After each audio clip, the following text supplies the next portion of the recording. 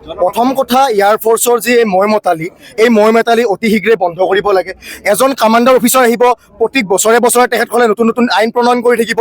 ৰাইজক প্ৰত্যেক বছৰে তেওঁলোকে কৈছে তেখেতৰ ছিকিউৰিটি থ্ৰেট হৈছে, কিন্তু তেওঁলোকে ৰাইজক এই যে হিয়াৰিং দি বা এই প্ৰক্ৰিয়াটোত ৰাইজক মানসিকভাৱে ভাঙি পেলাইছে। সেইকাৰণে আমি ৰাইজৰ আজি ওলাই আহিছোঁ, সম জিলা আয়ুক্তক এখন স্মাৰক পত্ৰ প্ৰেৰণ কৰিছোঁ। আৰু আমাৰ দাবীখিনি হৈছে যে এয়াৰ ফ'ৰ্চৰ যিখিনি মই মেতালি যি 900 মিটাৰ ভিতৰত তেওঁলোকে ঘৰ বনাব নোৱাৰে, এডাল গছ ৰুব নোৱাৰে, এই মই মেতালি নচলিব। কাৰণ ডিমৰীয়াবাসী ৰাইজে এয়াৰ ফ'ৰ্চটো ইয়াত সংস্থাপন দিছে বা ইয়াত ডিমৰীয়াবাসী ৰাইজ আগতেই আছে, কিন্তু আজি তেওঁলোকে আহি এটা ৰাইজে আকোৱালি লোৱা বস্তুত তাৰপিছত তেওঁলোকে সেই ৰাইজক তেওঁলোকে ইয়াত থকাৰ বাধা সৃষ্টি কৰিব, এয়া কেতিয়াও ৰাইজে মানি নলয়। এই সিদ্ধান্ত অতি শীঘ্ৰেই মানে আপোনাৰ বাতিল কৰিব লাগে। আৰু আমি প্ৰশাসনক আজি আমি দাবী উত্থাপন কৰিছোঁ যে যি হিয়াৰিং কৰি কিনে তেওঁলোকে দুই এজন মানুহক মাতি তেওঁলোকে সম জিলা কাৰ্যালয়ত নটিচ দি কিনে মানসিকভাৱে ভাঙি পেলাইছে। এই কাৰ্য আমি ইয়াৰ পৰাই যেন বন্ধ কৰিবৰ কাৰণে আমি দাবী উত্থাপন কৰিছোঁ। আৰু পৰৱৰ্তী সময়ত যাতে এই এয়াৰ ফ'ৰ্চটো যদি তেওঁলোকৰ যদি ছিকিউৰিটি থ্ৰেটৰ যি অসুবিধা আছে তেতিয়াহ'লে ইয়াৰ পৰা স্থানান্তৰ কৰক। আমাৰ ৰাইজৰ একো অসুবিধা নাই, কিন্তু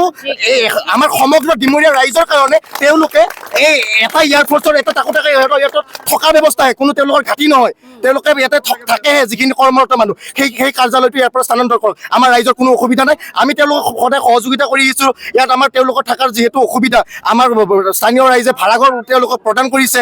শাক পাচলিৰ দোকানৰ পৰা যদি আমাৰ ভাবিছে যে আমাক সুৰক্ষা প্ৰদান কৰিছে, যিহেতু ৰাইজে যিমান পাৰে তেওঁলোকক আমি সুবিধা প্ৰদান কৰিছোঁ, কিন্তু তেওঁলোকে ৰাইজৰ গোটেইখিনি মতামত তেওঁলোক নলয়। তেওঁলোকে ৰাইজৰ বিপক্ষে আহি তেওঁলোকে আজি তেওঁলোকৰ মতামত দিছে। সেইকাৰণে আমি এই গোটেই প্ৰক্ৰিয়াটো আমি অতি শীঘ্ৰে বাতিল কৰিবৰ কাৰণে আমি দাবী উত্থাপন কৰিছোঁ।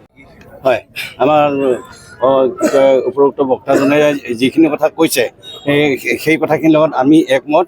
কাৰণ কিয় আমি নিজে চকুৰে আমি এই জেগাখিনি আমি সেই তাহানি যুগৰ পৰা আমি দেখি আহিছোঁ। আমি তাতে সৰুৰ পৰা ইমানখিনি বয়স হ'ল, এতিয়াও আছোঁ। আৰু আমাৰ লগত অন্যান্য জাতি গোষ্ঠী চব মানে আমি মিলিজুলি তাতে বসবাস কৰি আছোঁ।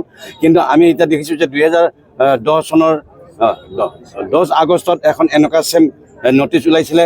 সেই নটিচখনো আমাৰ কি কয় পাব্লিকৰ ফালৰ পৰা তেওঁলোকে মেমৰিণ্ডাম লৈছিলে, কিন্তু তাৰ আমি ৰাইজে আজিলৈকে একো উত্তৰ নাপালোঁ। আৰু এতিয়া 2025 চনত আজি আৰু এই একে নটিচ ওলাইছে এই মানুহসকলক যাতে তেওঁলোকে হাৰাশাস্তি দিয়া বুলি ভাবিছোঁ আমি। কাৰণ কিয় আমাক যদি তেওঁলোকে কি কয় সুধিব বিচাৰে, আমাক গোটেই ৰাইজক মাতিব লাগে।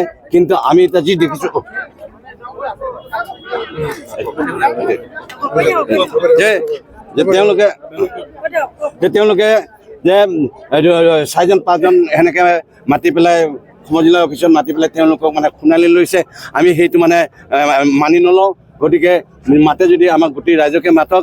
আৰু এই ইমানখিনি এৰিয়া লৈছে, এই এৰিয়াখিনি গোটেইখিনি মানে আজি হিন্দু হওক, মুছলিম হওক, ট্ৰাইবেল নন ট্ৰাইবেল চব মানে এইখিনি মানে একদম আপুৰুগীয়া বহুত দিনৰ আমাৰ ককা আইতা দিনৰ পৰা হয়। এইবিলাক মানে উচ্ছেদ হ'ব নালাগে। এইখিনি আমি আজি সম জিলা ছাৰক আমি মানে মেমৰিণ্ডাম দিছোঁ। সেই মেমৰিণ্ডামখন যাতে ৰাইজে যি বিচাৰিছে সেইমতে ৰাইজৰ সন্তুষ্ট হ'ব পৰাকৈ তেখেতে যাতে আমাক মানে উত্তৰ দিব লাগে।